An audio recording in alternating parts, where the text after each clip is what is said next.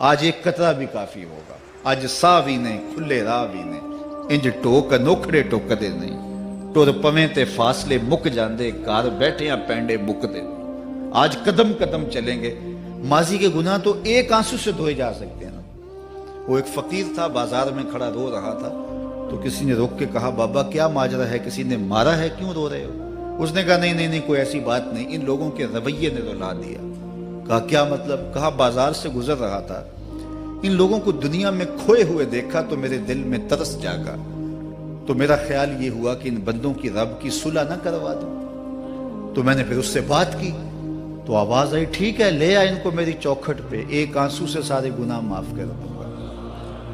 میں بڑا خوش ہوا، میں ان سے بات کی، یہ الٹا میرا مذاق اڑانے لگے، جا بابا کام کر، تجھے کیا پتا دنیا داری کیا ہوتی ہے۔ تو وہ تو مان رہا تھا، یہی نہیں مان رہے، تو مجھے ان کے رویے پہ رونا آ رہا ہے۔ وہ کہتا ہے میں بخشنے پہ آمادہ ہوں، ہم تو مائل بکرم ہیں، کوئی سائل ہی نہیں، راہ دکھلائیں کسے، راہ رب منزل ہی نہیں، جلوائے طور تو موجود ہے، کوئی موسیٰ ہی نہیں۔ وہ تو کہتا ہے میں معاف کر دوں گا، لیکن یہ عجیب ہے کہ یہ آمادہ ہی نہیں ہے، یہ مان ہی نہیں رہے۔ تو مجھے ان کے رویے پہ افسوس آ گیا، ان کے رویے پہ رونا آ گیا، اس لیے میں رو رہا ہوں، ورنہ نے مجھے مارا نہیں، کوئی تکلیف نہیں پہنچائی۔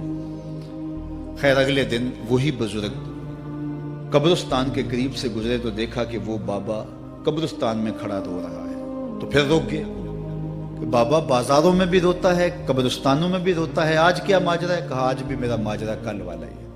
کہا کیا مطلب؟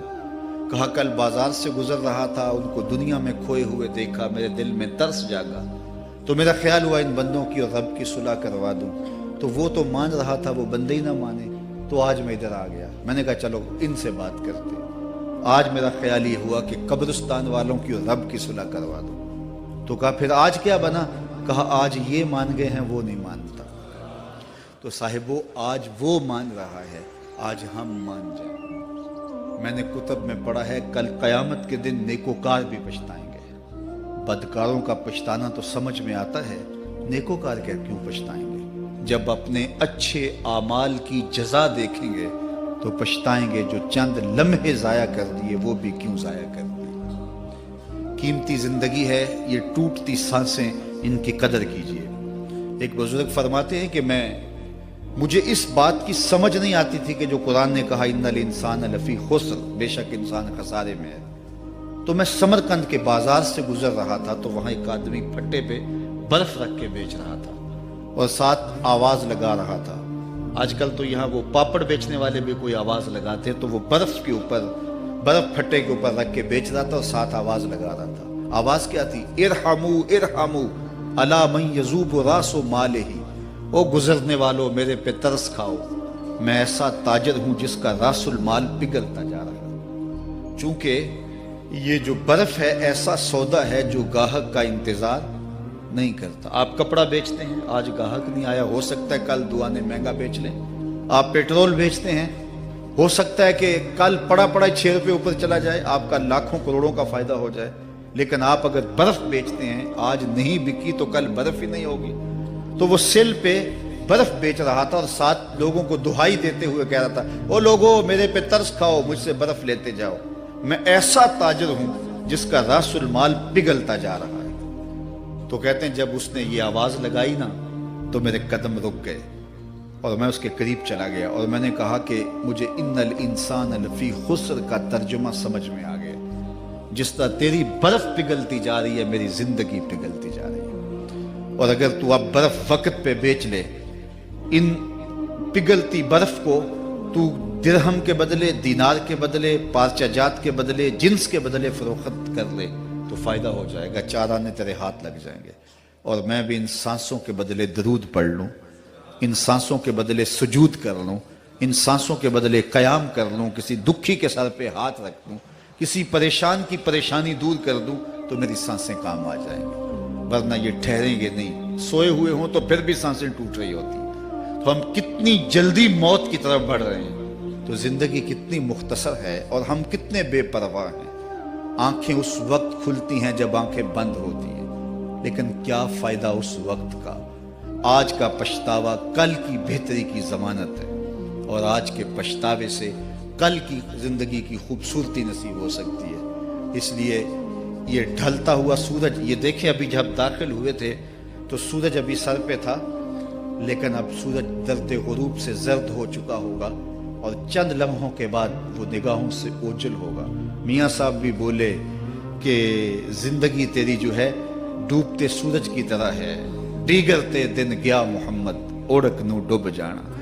تو یہ میں اور آپ لمحہ لمحہ موت کے قریب ہو رہے ہیں۔ اس سے قبل کہ وہ وقت آئے کوئی حجت باقی نہ رہے، مجھے اپنی زندگی کو، آپ کو اپنی زندگی کو اللہ اور اس کے رسول کی چوکھٹ پہ حاضر کر دینا ہے۔ ہمارے میزبان محترم نے کہا والدہ ماجدہ کی بابت، تو آج ان کے اصالِ ثواب کے لیے میں اور آپ جمع ہیں۔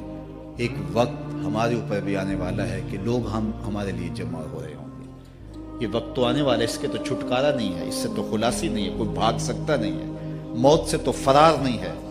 تو آج وہ نہیں ہیں، لیکن ان کا سعادت مند بیٹا ان کی یادوں کے چراغ کو روشن کیے ہوئے ہے۔ ورنہ میں ایسے بیٹے بھی دیکھے ہیں جنہوں نے اپنی سکی ماں کا جنازہ نہیں پڑھا۔ آپ کہیں گے کوئی ایسا بد نصیب بھی ہو سکتا ہے، جنازگاہ میں گیا ہے لیکن وہاں جا کے کھڑا رہا ہے، جنازہ نہیں پڑھا۔ آپ کہیں گے کہ ایسا بد نصیب، میں نے کہا ایسے بد نصیب آپ نے بھی دیکھے ہوں گے۔ یہ کون سے بد نصیب ہیں؟ یہ وہ بد نصیب ہیں جنہیں جنازہ آتا نہیں، ساری زندگی لوگوں سے فراڈ کرتے ہیں، اور جب اپنی ماں مر جاتی ہے، اپنا باپ فوت ہو جاتا ہے، تو یہ فراڈ پھر وہ اپنی ماں سے بھی کرتے ہیں، اپنے باپ سے بھی کرتے ہیں۔ مجھے بتاؤ کتنا بد نصیب ہے وہ بیٹا کہ جو اپنی ماں سے، اور وہ بھی مرنے کے بعد فراڈ کر رہا ہے، اور اپنے باپ سے وہ بھی مرنے کے بعد فراڈ کر رہا ہے۔ اور کتنا خوش نصیب بیٹا ہے کہ جو روزانہ اپنی ماں کے لیے دعا کرتا ہے۔ اور میں کہتا ہوں اگر بیٹا نمازی ہوگا، بیٹی نمازی ہوگی، اہتمام سے دعا نہ بھی کرے، دن میں کتنی مرتبہ کہے گے ربنا اغفر لی ولوالدی، اے اللہ مجھے بھی بخش دے، میری ماں کو بھی بخش دے، میرے باپ کو بھی بخش دے۔ اور جب بندے ہاتھ اٹھا کے دعا مانگتے ہیں اللہ خالی ان ربکم حیی کریم یستحیی من عبدہ اذا رفع یدیہ ان یردہما صفرا، تمہارا رب حیا کرنے والا سخی ہے، کریم ہے۔ بندے جب اس کے سامنے ہاتھ اٹھا کے دعا مانگتے ہیں، اللہ فرماتا ہے مجھے شرم آتی ہے ان کے اٹھے ہوئے ہاتھ خالی کیسے موڑ دوں۔ انہوں نے میرے سے مانگا ہے، میں بھی نہیں دوں گا تو کس در پہ جائیں گے۔ میں ایک دیہاتی بات کرنا چاہتا ہوں، اتنے لوگ جتنے آپ یہاں بیٹھے ہیں، اتنے لوگ اٹھ کے کسی دنیا دار کے ڈیرے پہ چلے جائیں اور اس سے کچھ مانگیں اور وہ دے سکتا بھی ہو، تو کیا وہ آپ کو خالی لوٹا دے گا؟ وہ کہے گا ڈیرہ داری کی شان کے خلاف ہے کہ اتنے لوگ دروازے پہ آ گئے اور ان کو خالی موڑ دوں۔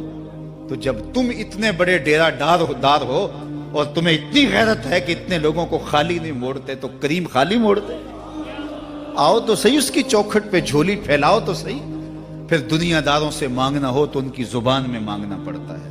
اللہ سے جس زبان میں مرضی مانگو، عربی میں مانگو، اردو میں مانگو، ہندی میں مانگو، سندھی میں مانگو، اقبال کے لہجے میں مانگو، سادی کے انداز میں مانگو۔ نہیں مانگنا آتا خالی ہاتھ پھیلا دو، وہ بند لبوں کی بولیاں بھی سنتا ہے۔ آؤ تو صحیح اس کی چوکھٹ پہ، اپنے ہاتھ پھیلاؤ تو صحیح۔ دنیا داروں سے مانگے تو ناراض ہوتے ہیں، خدا سے نہ مانگو تو ناراض ہوتا ہے۔ اللہ کل ما یابو بکم ربی لولا دعاؤکم، آؤ نا اس کی چوکھٹ پہ، دستے طلب دراز کرو۔ دنیا داروں سے مانگنے کے لیے وقت چاہیے۔ اس وقت تو صاحب سوئے ہوں گے، اس وقت تو ناشتہ کر رہے ہوں گے، اس وقت تو بیوی بچوں کے ساتھ مشغول ہوں گے، لیکن اللہ سے جب بھی مانگو، پچھلے پہر کنڈی کھڑکاؤ در رحمت کھلا پاؤ گے۔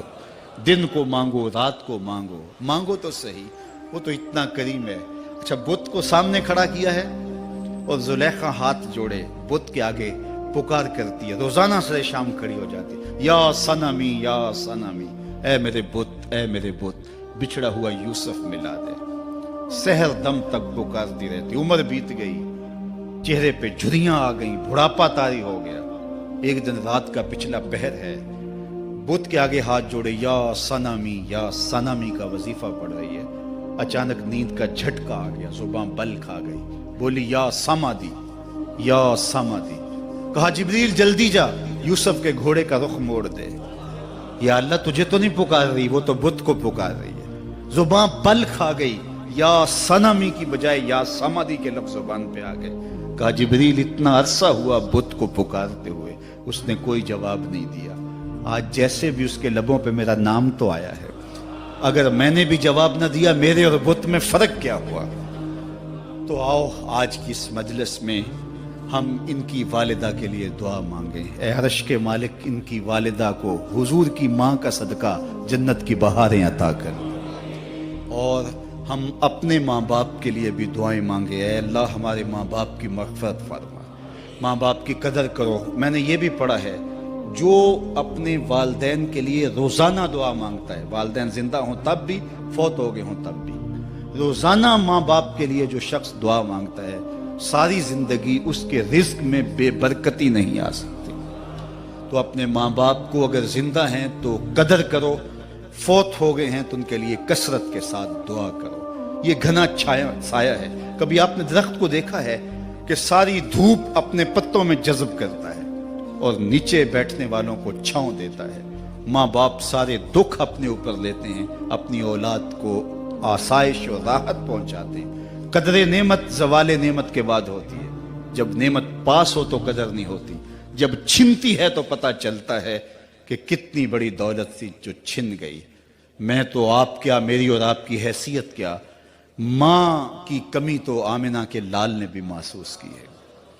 ایک دن حضور مسجد نبوی میں تشریف لائے، تا حد نظر صحابہ تھے۔ الحاوی للفتاوی میں امام سیوطی نے لکھا ہے، حضور کو دیکھا تو ادب سے کھڑے ہو گئے، بس یہ منظر دیکھنا تھا کہ چشمان اقدس سے آنسو چم چم جاری ہو گئے، اور حضور نے ایک ٹھنڈی آہ بھری اور روتے ہوئے کہا، لو ادرکت والدی او احدہما، کاش آج میرے ماں باپ زندہ ہوتے۔ انسان نے دکھوں کا دور دیکھا ہو نا، اچانک خوشحالیاں مل جائیں تو پھر انسان یہ آرزو کرتا ہے کہ میرے ماں باپ نے میرا وہ غربت کا دور دیکھا تھا، آج دولت کی چہل پہل بھی دیکھتے، آج میرے آنگن میں بہاریں بھی دیکھتے تو کتنے خوش ہوتے۔ اب حضور جب پیدا ہوئے تھے تو باپ کا سایہ سر پہ نہیں تھا، 6 سال کی عمر تھی، اپنی ماں کے ساتھ حضور مدینۃ المنورہ گئے۔ واپسی ابوا کے مقام پہ حضرت آمنہ کی طبیعت خراب ہو گئی اور انہیں لگا کہ یہ میری بیماری جان لیوا ہے۔ ام ایمن کو بلایا، کہا میرے بیٹے کو بحفاظت امیر قریش تک پہنچا دینا۔ پھر خود حضور کے سر پہ ہاتھ رکھا۔ سیدہ آمنہ سلام اللہ علیہا حضور سے کوئی باتیں کرنا چاہ رہی تھی لیکن ضبط کے بندھن ٹوٹ گئے۔ ابن حشام سیرت کی پہلی کتاب ہے، اس میں تفصیل سے یہ واقعہ موجود ہے۔ جب سر پہ ہاتھ رکھا تو حضرت آمنہ کی آنکھیں چھلکنے لگی اور روتے ہوئے آپ نے چند جملے کہے، کہا بیٹا ہر نئی چیز نے پرانا ہو جانا ہے، ہر باقی نے فنا ہو جانا ہے، میں بھی جا رہی ہوں، وذکر باق، لیکن میرا ذکر نہیں مٹے گا، وولدت طہرا، اس لیے کہ تیرے جیسا پاکیزہ بیٹا چھوڑ کے جا رہی ہوں۔